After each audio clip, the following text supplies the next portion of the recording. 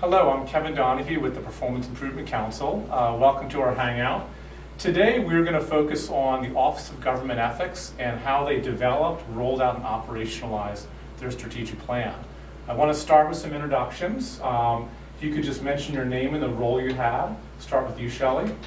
Hi everyone, my name is Shelley Finlayson. I'm Program Counsel at the Office of Government Ethics, and that means I'm the executive that oversees strategic planning and performance for our agency. Hello, my name is Nicole Stein. I'm in the Legal External Affairs and Performance Shop at the Office of Government Ethics. I represent the staff perspective. I help draft the plan, come up with the communications plan, and how we're going to implement it. Good afternoon, my name is Diana Vieux, and I'm the Chief of the Legal External Affairs and Performance Branch at OGE. And performance is one of the areas under my jurisdiction, and I'm here today to represent the manager's perspective.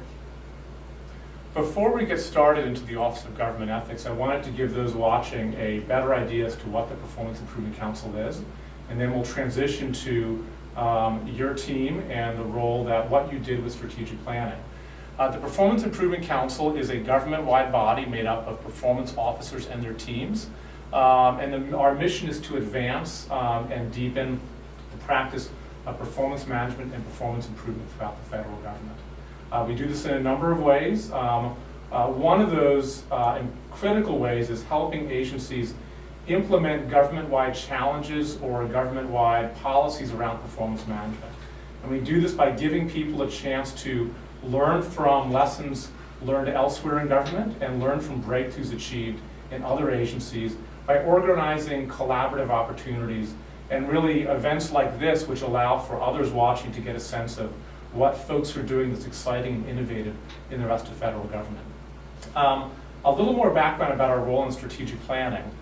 This year, for really the first time ever, OMB in their performance policy has created consistency in the structure of strategic plans and also changed the timing of plans so that every agency, both big and small, is issuing a strategic plan at the same time so that when you look across multiple plans who all touch common themes, you know the information is fairly current, and you also have a sense of having a goal or objective in one agency is framed about the same as a goal or objective in a different agency.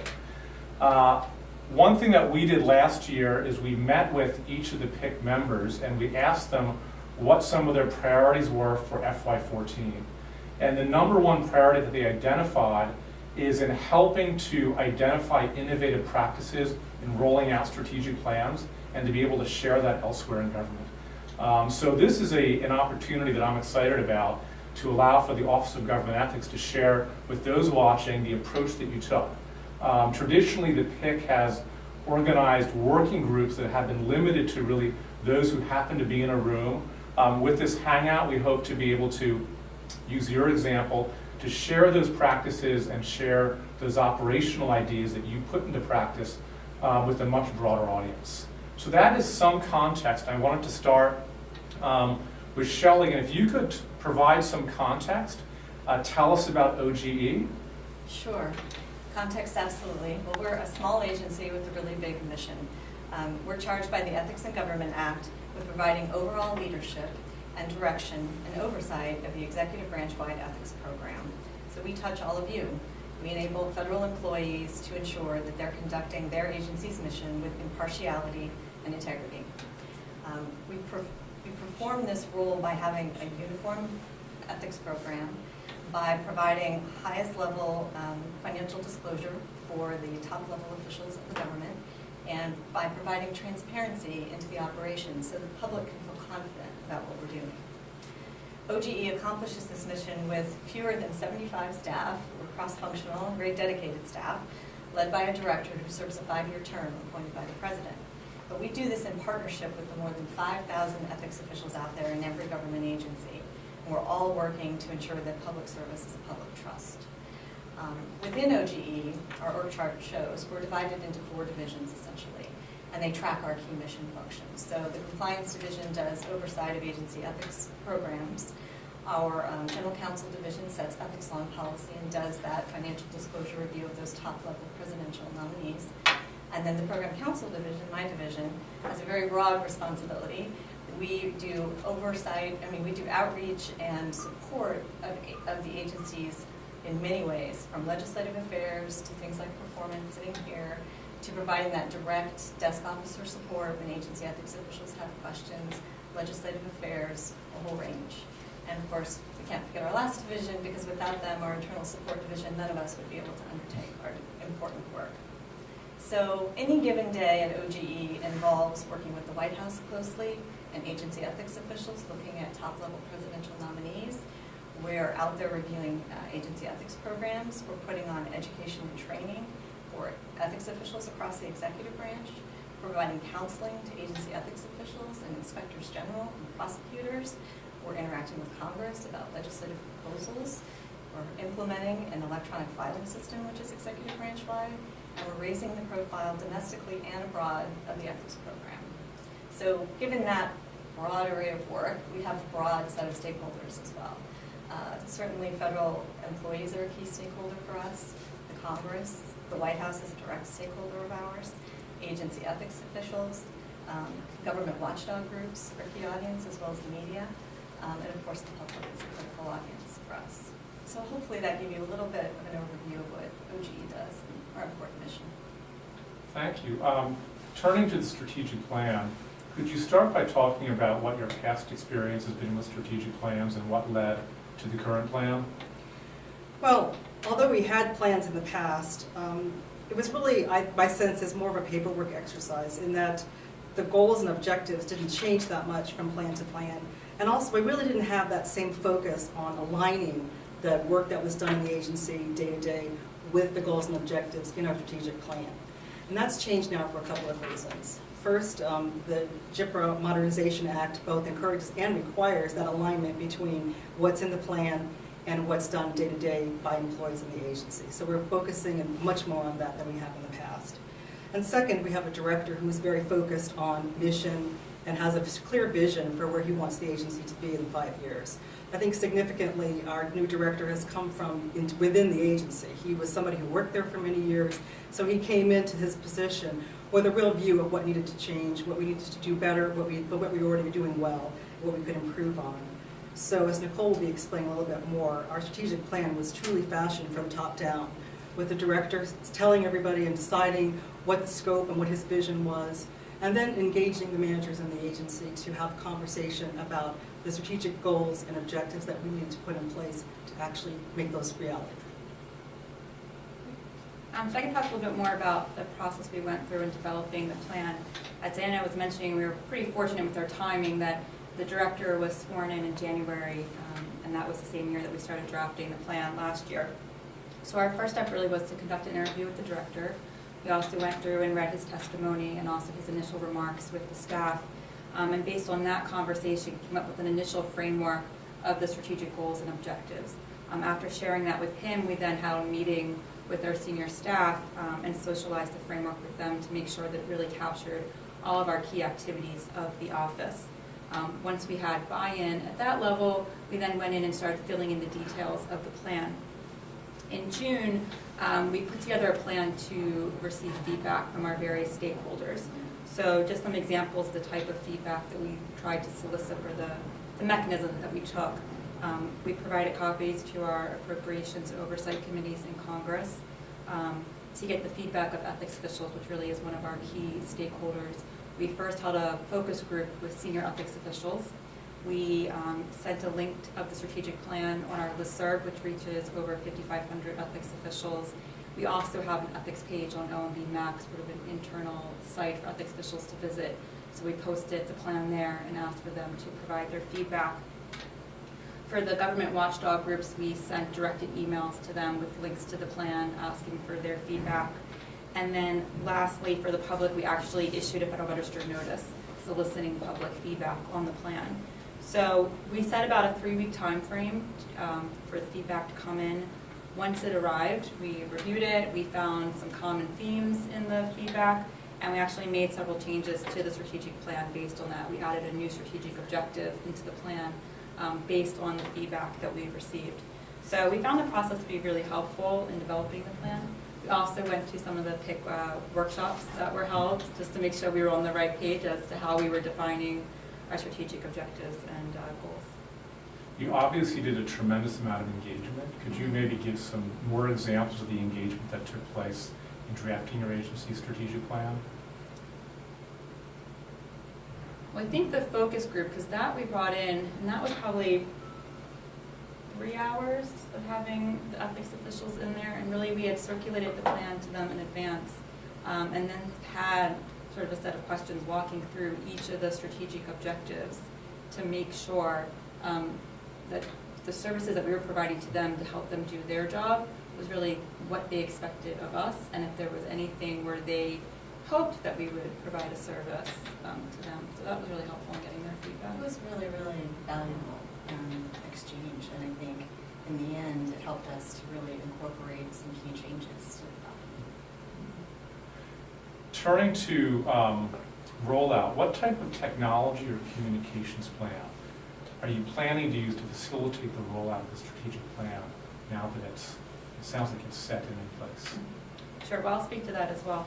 So the first step that we took was to create a communications plan. So on the screen, we put together our basic matrix. We thought about the various stakeholders that we have, that Shelley mentioned, and then really considered what do they need to know about our strategic plan? What's the message that's important for us to convey to them?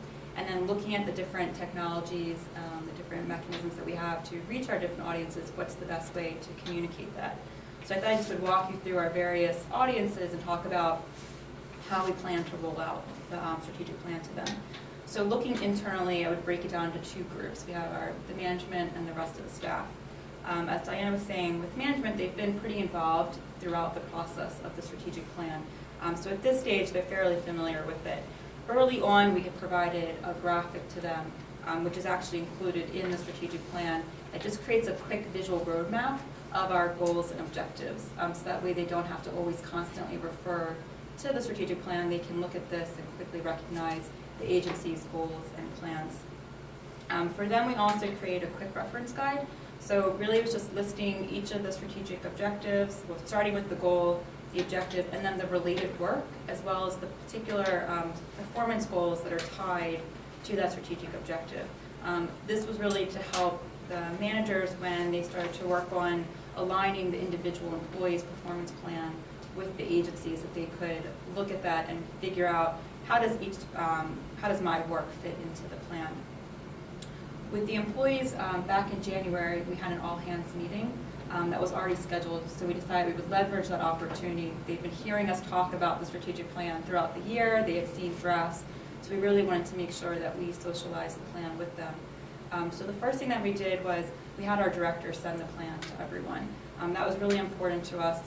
There's a lot of talk of the tone set from the top, and so we wanted to make sure that staff understood that at the highest levels, the strategic plan really had the support of the director, and this was something that he was putting his stamp of approval on. So a few days prior to the meeting, he sent the plan out, and then at the meeting, I did a brief, maybe 15-minute presentation on the plan, walking them through really the GIPRA Modernization Act, just so they understood the framework, the context that we were operating in, walking them through our strategic goals and objectives, and then I think most importantly, trying to make the sales pitch of why they should care, how the plan's going to impact their day-to-day lives, how this is going to drive priorities, how it's going to be linked to their performance plans.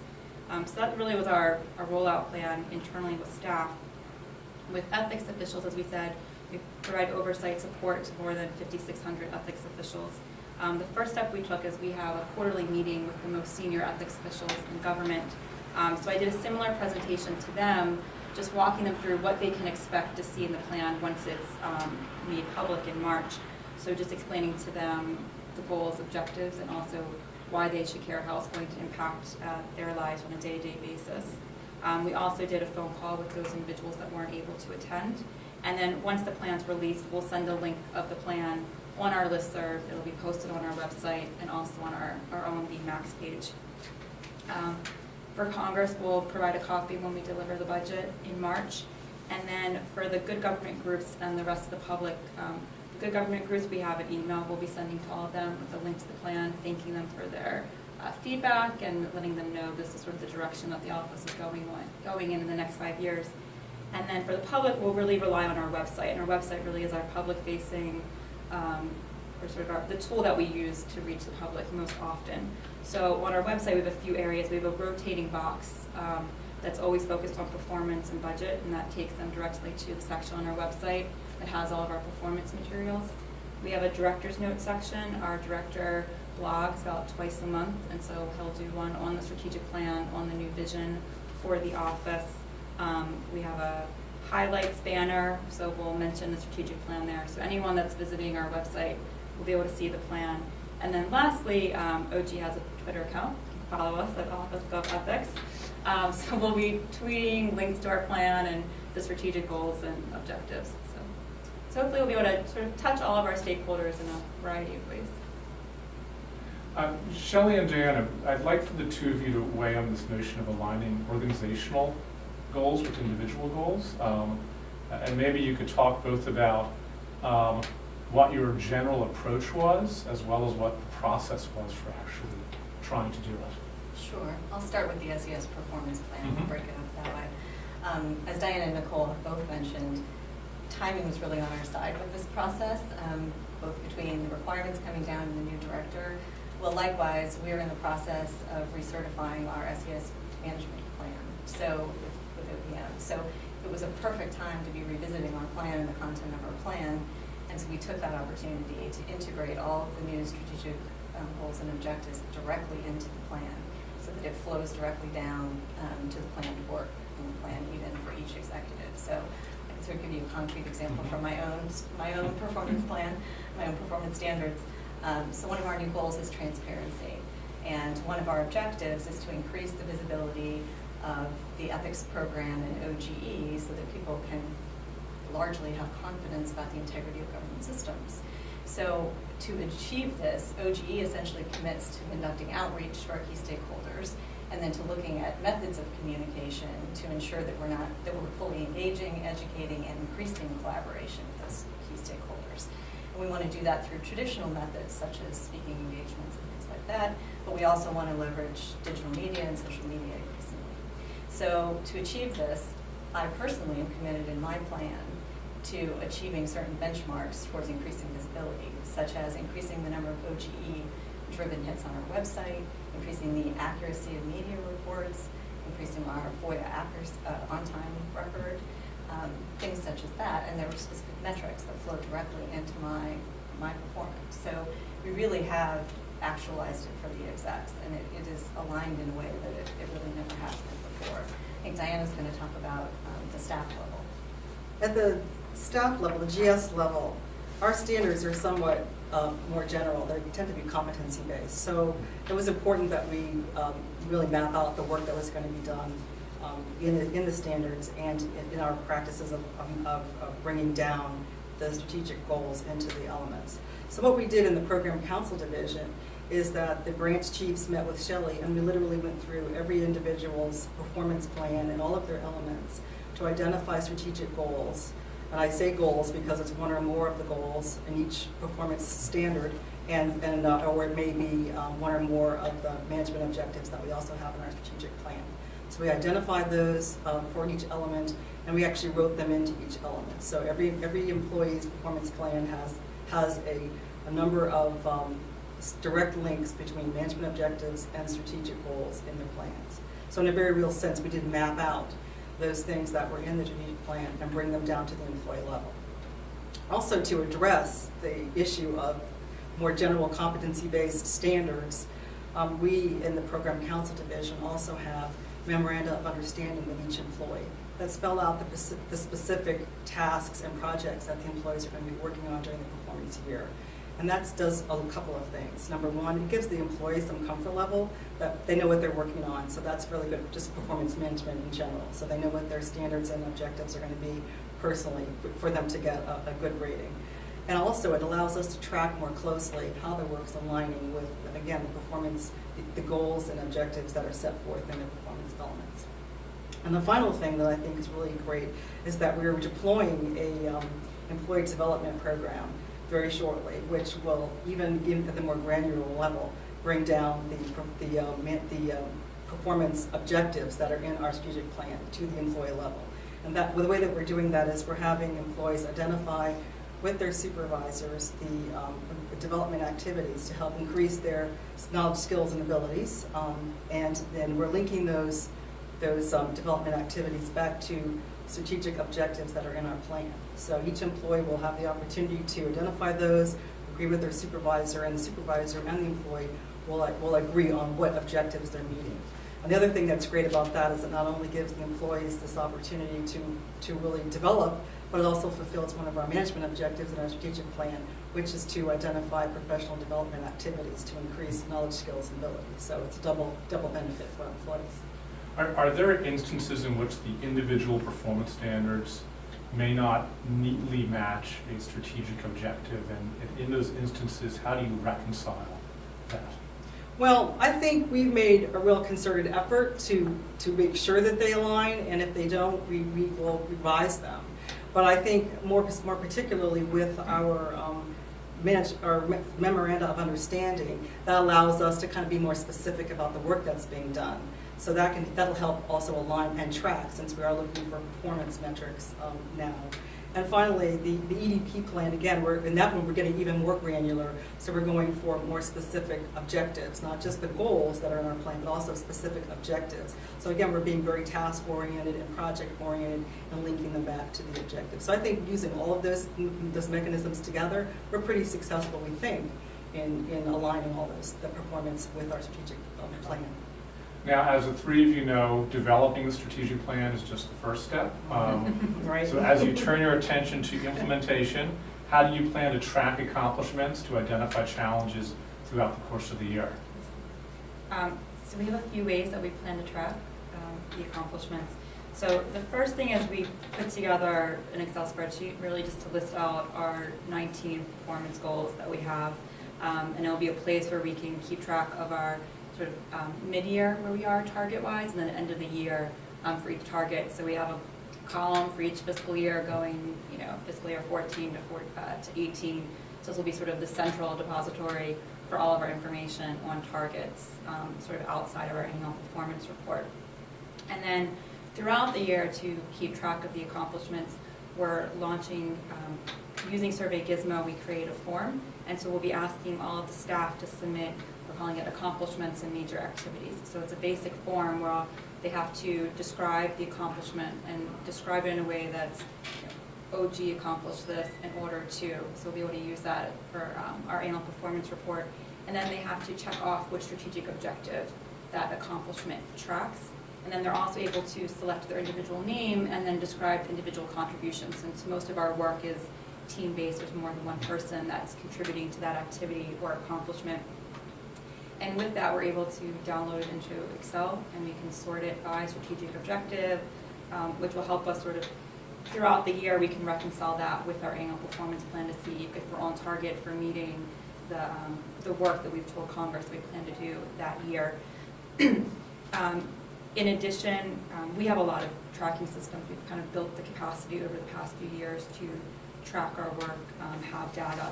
So a lot of that information is shared. We have quarterly all-hand meetings where each division does a short presentation talking about the work they've done, talking about how many program reviews they've conducted of an agency or how many public financial disclosure reports have been reviewed. So it's one way for the entire staff to have a sense of how we're doing at progressing towards the goals that we've set up. And then, like all agencies, we'll be conducting a strategic review. There'll be a meeting in April with our senior staff, going through more specifically looking at the numbers to see how we're doing at meeting our strategic objectives. So we'll see how it works this year, and then we can take a look next year to see if there's any modifications we need to make at tracking progress. We also it helps our budget document, annual performance plan is organized by the strategic plan, so it uses that same framework. So I think that's helpful. And then lastly, we have a communications group that's made up of representatives from throughout the agency. So one of our goals we said is transparency and raising the visibility of the office and the executive branch ethics program. And the strategic plan, I think, does a really nice job of describing the work that we do.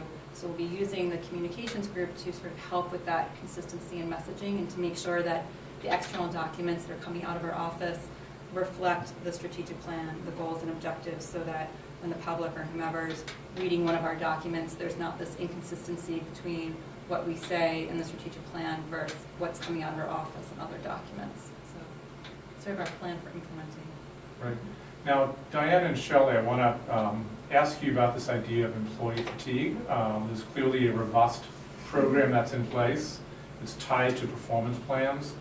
Are you concerned that employees have done so much engagement from the creation of the plan that there still needs to be an appetite for engagement beyond that? And what are you doing to try to manage continued employee engagement over the course of really a 4-year strategic plan?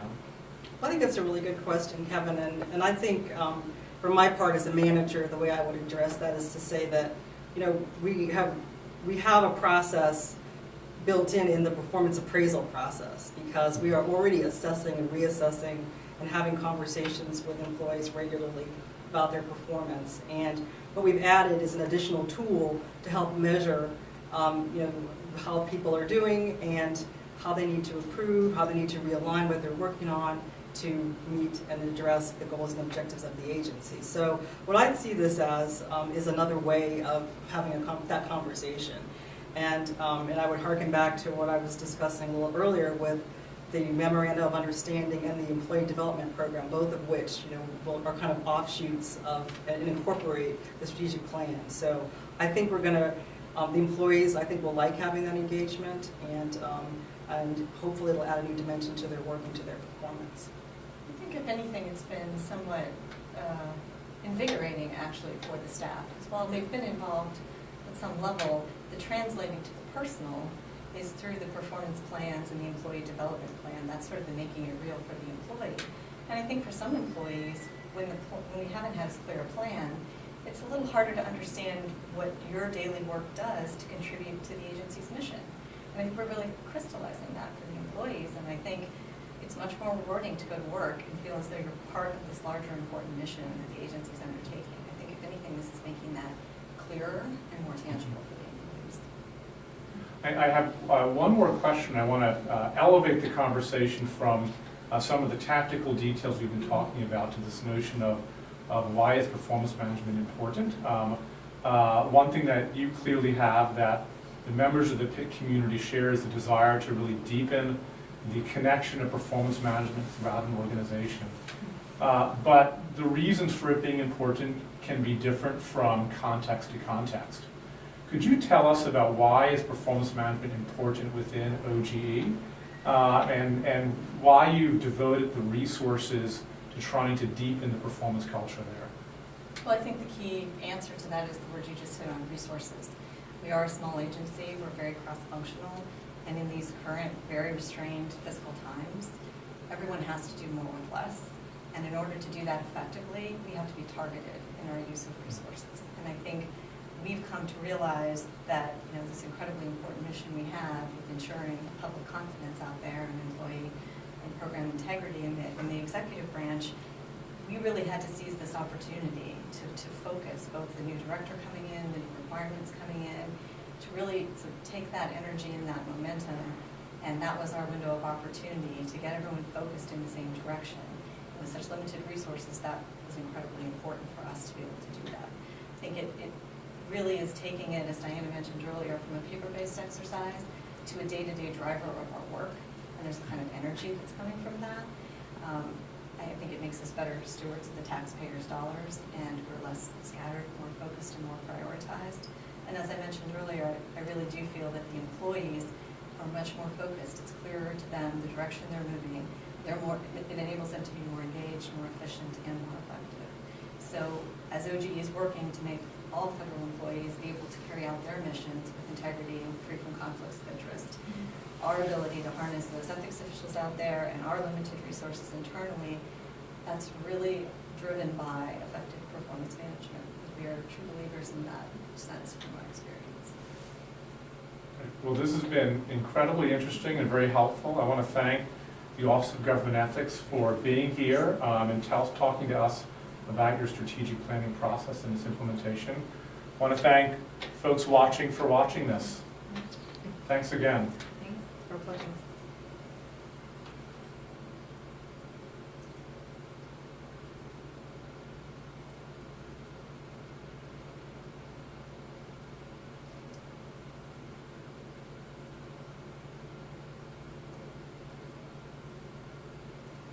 And we're clear.